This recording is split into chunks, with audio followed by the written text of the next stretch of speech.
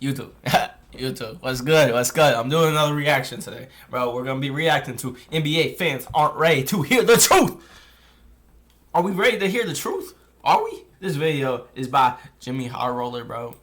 Y'all know Jimmy High Roller. If you don't, bro, get in touch. Get in tune, bro. He be making some fire videos. Some very, very fire videos, bro.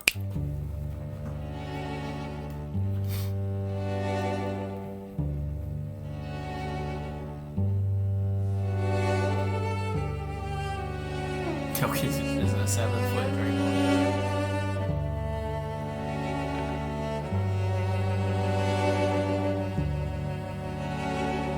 Hey, some of these takes are wild, bro. The good old hot take. The necessary evil of the sports world. Through the good ones, the bad ones, and the downright atrocious ones. We once again find ourselves racking our brains, trying to figure out how some people come up with this nonsense. But today, I've done the brain racking for you and found some of the hottest NBA takes on the internet. So, buckle up. This may be a bumpy ride. Way too dominant. Bro, today's video is brought to you by... Let's really think about that one, bro. Prime Harden versus Prime Giannis. Who are you taking, bro?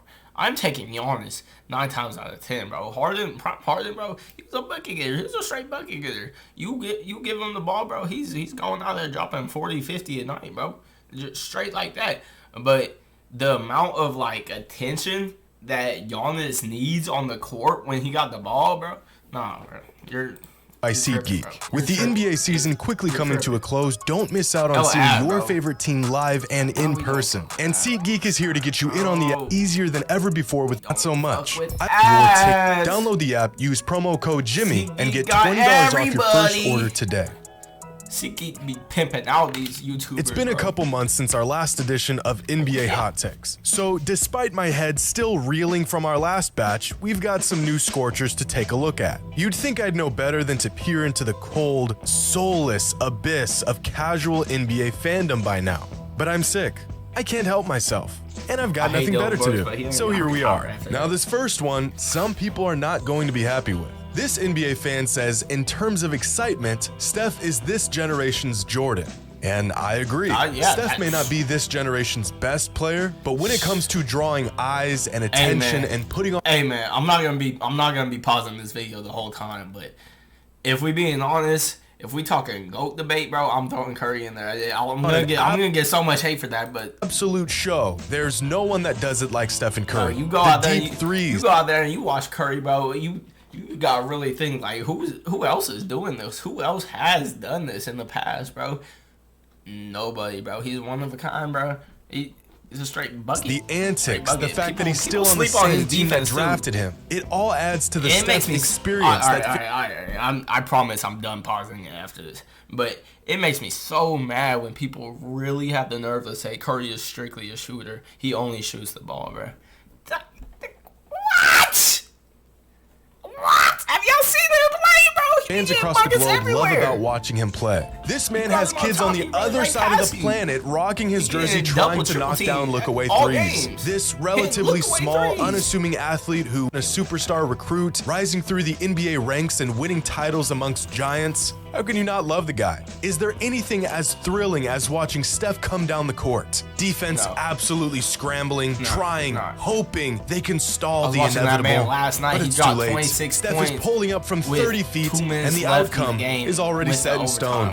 Curry, 26 points in a total of like 8 minutes, bro. There's just nothing like it. The fans love Steph. He's the people's champ. And I agree that in terms of excitement, he is this generation's Jordan. Now, with Nikola Jokic making a run for his 3rd straight league MVP, the man is on track to making NBA history. But with all that success has come more scrutiny for his shortcomings. Some of these critiques are absolutely ridiculous, and some might be warranted. A couple days ago, Stephen A. Smith said that Jokic potentially winning back-to-back-to-back league MVPs, despite his lack of playoff success, is almost criminal.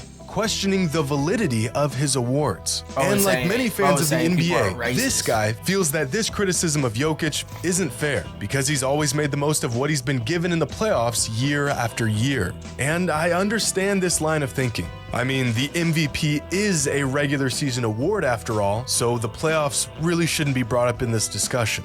But it is, and it always has been. Since the beginning of time, NBA fans have used the playoffs as a bit of a litmus test to try to validate or invalidate regular season MVPs. It's practically a rite of passage for any all-time great player. And Nikola Jokic should be no exception of this. Must we not forget, Giannis was getting eviscerated for coming up short in the postseason after winning back-to-back MVPs, or when people called LeBron a choke artist for winning 2 MVPs but failing to win a championship, or when Kobe was stiffed out of possibly multiple MVPs because the Lakers just weren't a real contender at the time. You can give me all the excuses in the world, and it won't really make a difference, because no other all-time great player was granted any excuses either. If a player wants to ascend to all-time great status, he will be held to an all-time great standard. The man is on track to winning his 3rd straight MVP, and he hasn't even made the NBA Finals. This is unprecedented.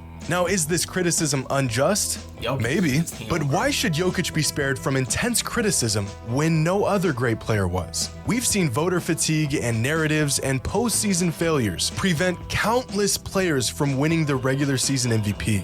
Why is Jokic exempt from this same standard?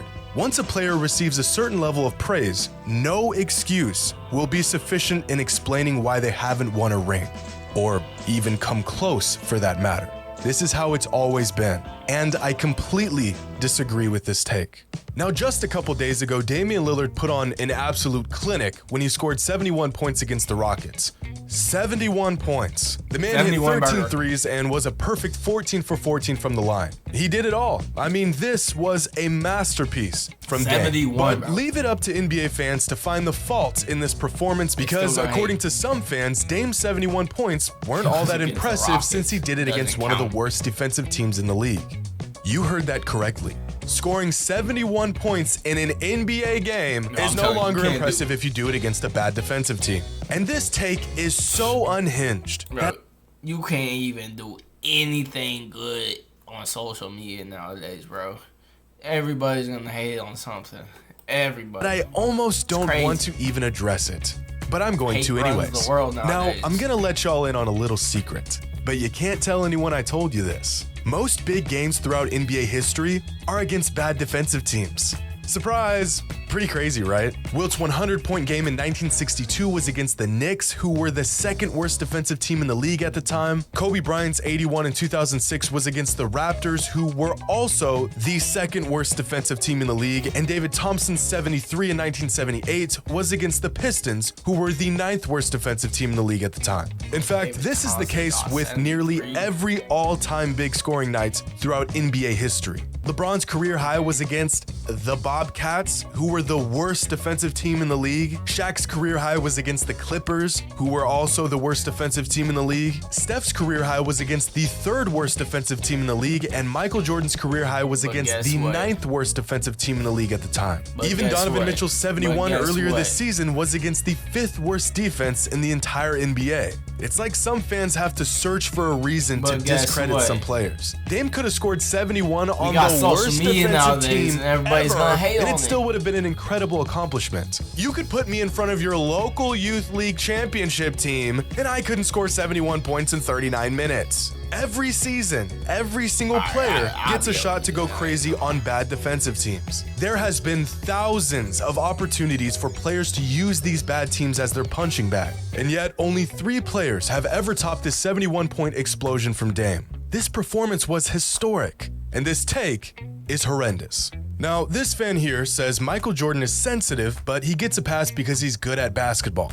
And I agree with half of this take. Michael What? Jordan was sensitive. People will excuse his behavior as competitive, but everyone in the NBA is competitive. Jordan couldn't take criticism whatsoever. That's In what made fact, him his good, famous bro. quote is literally a statement of how things people did and said about him really got to him.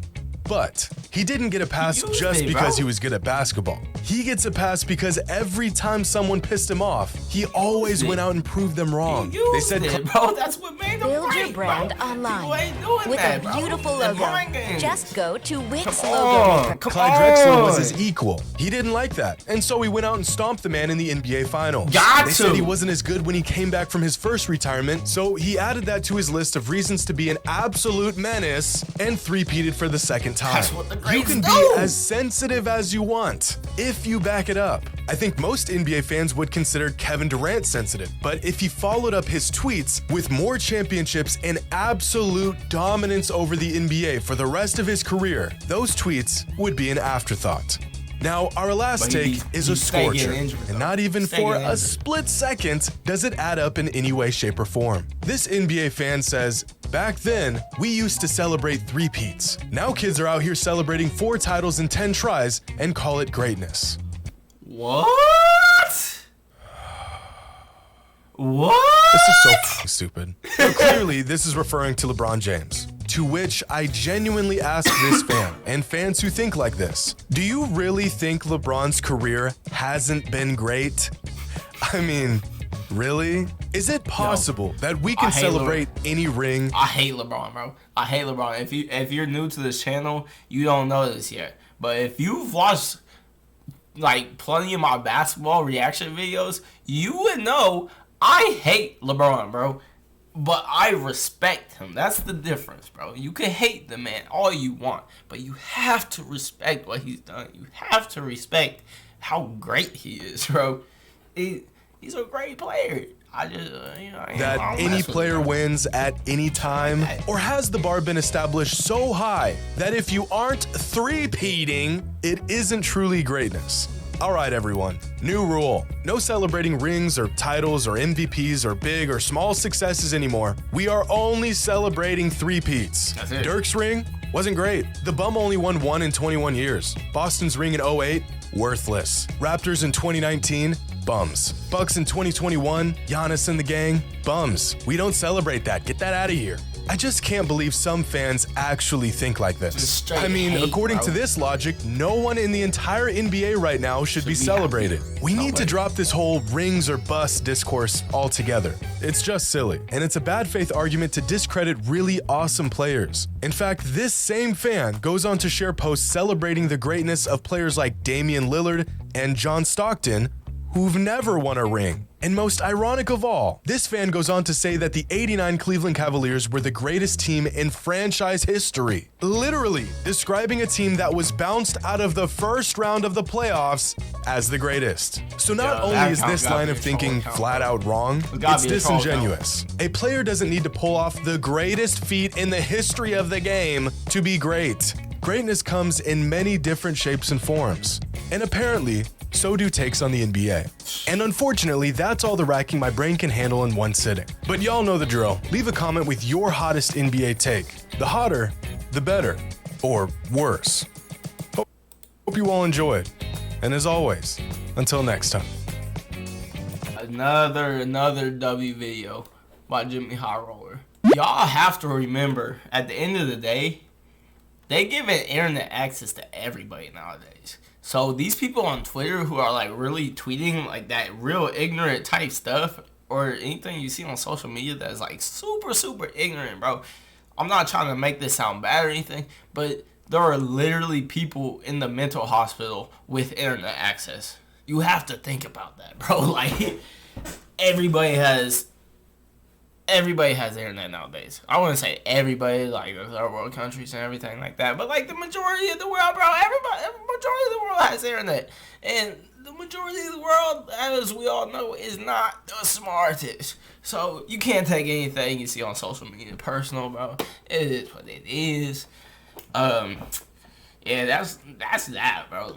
Some of these takes are straight dog water awful, man. Straight dog water awful. I love y'all though. Like, comment, subscribe. Let me know what you guys thought of this video. And, y'all, I'm out.